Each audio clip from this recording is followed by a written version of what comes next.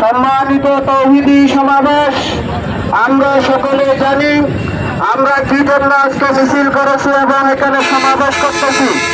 আমাদের মুসলমান ভাই ফিলিস্তিনের গাজায় এবং পুরো ফিলিস্তিনের মধ্যে ইসরায়েলের পক্ষ থেকে নির্যাতিত নিপীড়িত হচ্ছে। রাসূলুল্লাহ সাল্লাল্লাহু আলাইহি ওয়াসাল্লামের পক্ষ থেকে ইহুদিদেরকে বয়কট করার জন্য, আরব উপত্যকা থেকে তাদেরকে বহিষ্কার করে দেওয়ার জন্য নির্দেশনা রয়েছে। তাদের বিরুদ্ধে জিহাদ করা এইটা মুসলমানের জন্য ফরজ। তাই আমি তৌহিদি সমাবেশকে আবেদন করব, অনুরোধ করব, আমরা সবাই জিহাদি মন মানসিকতা তৈরি করে ফিলিস্তিনের পক্ষে, ইসরায়েলের বিপক্ষে আমরা শারীরিকভাবে যুদ্ধের জন্য প্রস্তুতি গ্রহণ করি। দ্বিতীয় নম্বরের অনুরোধ, তারা আমাদের টাকা নিয়ে আমাদের ভাইদেরকে হত্যা করতেছে। ইসরায়েলি পণ্য আমাদের বয়কট করা সকলের জন্য ফরজ, সকলের জন্য ইমানি দায়িত্ব, ইমানি দাবি।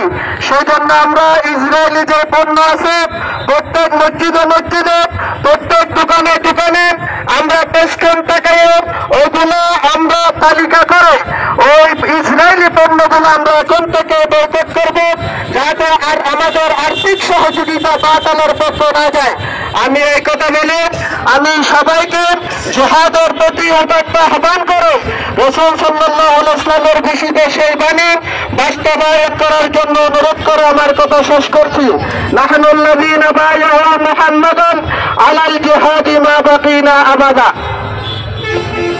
এই পর্যায়ে সমাপনী বক্তব্য পেশ করবেন হেফাজত ইসলাম বাংলাদেশ সাতকানিয়া উপজেলা শাখার সংগ্রামী সহসভাপতি প্রখ্যাত ইসলামিক চিন্তাবিদ মাওলানা Mohiuddin Helali.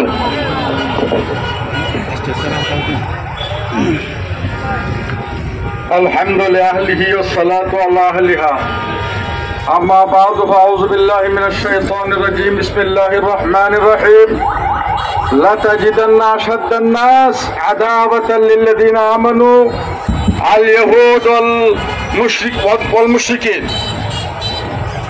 Global strike for গাজ্জার সারা দুনিয়া ব্যাপী কর্মসূচির আওতায় আজকে আমরা এখানে সমবেত হয়েছি ফিলিস্তিনের মুসলমানদের বিরুদ্ধে যে গণহত্যা চালানো হচ্ছে, সেই গণহত্যার প্রতিবাদ জানানোর জন্য আমরা প্রতিবাদ জানাচ্ছি, আমরা দাবি জানাচ্ছি অবিলম্বে ফিলিস্তিনের মুসলমানদের উপর গণহত্যা বন্ধ করতে হবে।